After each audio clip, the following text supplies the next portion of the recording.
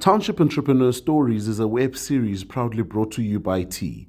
We profile small businesses nationwide that are providing services and products ekasi. Hi, my name is Kagiso Domingos. Ke dula mo Rustenburg mo in the Northwest Province. I'm a co-founder of Starliner, which is a company ke simotseng ke one.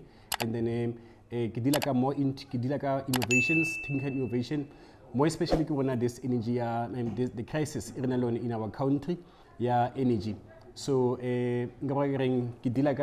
developed one of this innovation of which is mobile energy power stations during load shedding. This is what I'm using, or even though not load shedding, or whenever there is no load shedding, or maybe where there is no electricity, you can still use something like this. But now moving from here, I can build the bigger one than this, whereby I can produce plasma around 2 megawatts. Power maybe one of my province.